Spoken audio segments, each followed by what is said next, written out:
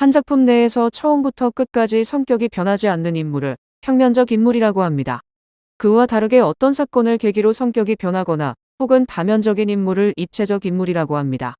입체적 인물이 이야기 속에서 성격이 변화하는 계기는 시청자들에게 설득력이 있어야 합니다. 은혜와 연준 두 캐릭터 모두 입체적 인물이라고 생각합니다. 그 이유는 극중 인물의 경우에도 가지고 있는 신념이 건강하다면 그 인물은 어떤 방식이든 건강한 변화의 포인트가 있을 것으로 생각하기 때문입니다. 먼저 은혜의 경우를 보면 현모양처의 전형이고 눈썰미가 좋고 인간사에 대한 시야가 상당히 좋습니다. 다만 시대의 규범이나 틀과 벽을 뛰어넘는 범위에서는 행동력이 부족한 것으로 보입니다. 본인이 부족한 이 부분을 소유하고 있는 길체를 동경하고 애정하고 있죠. 어찌 보면 평면적인 캐릭터 같지만 은혜는 한 번의 사건으로 큰 변화를 겪게 됩니다. 오랑캐에게 겁탈을 당할 뻔한 은혜를 길체가 구해주게 됩니다.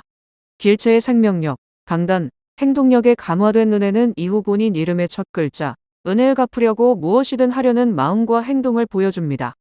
이 과정에서 은혜는 본인 캐릭터를 뛰어넘는 행동을 보여주기도 합니다. 저지르기는 하지만 길체를 속환시키기 위해서 심양으로 떠나는 모습을 보여주죠.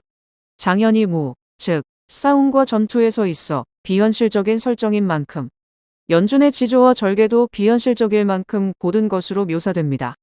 때와 상황에 따라 변하지 않는 지고지순한 의리와 명분을 중요시합니다. 누구 앞에서든 어떤 상황에서든 당당하며 굽히지 않습니다. 연준이 지키고자 하는 가치를 일견 딱딱하고 억압적인 즉 유교 및 성리학으로 받아들일 수 있지만 인간다움을 강조하는 인본주의라고 할 수도 있습니다. 하지만 길체의 속환에 어떤 역할도 할 수 없는 본인의 처지를 절감 후 장철에게 힘을 연모한다는 표현을 하며 제자로 받아달라고 합니다. 본인의 사상을 펼치기 위해서 권력 형성이 필요하겠다는 변심을 한 것입니다. 입체적 인물은 쉽사리 예상되지 않기 때문에 극에 긴장감을 주기도 합니다. 연준은 아마 17회부터 등장 시에 이제 긴장감을 주게 될 것입니다.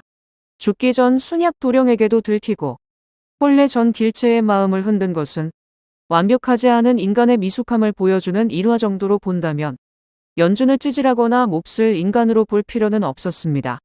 장현도 연준이 진국인 것을 알게 되는 장면들이 있을 것입니다. 극중 인물이지만 가지고 있는 신념이 건강하다면 그 인물은 어떤 방식이든 건강한 변화의 포인트가 있을 것으로 생각합니다. 이 영상을 다 보시고 구독과 좋아요를 하겠다고 마음의 변화가 생긴 여러분들이 정말 밉지 않군.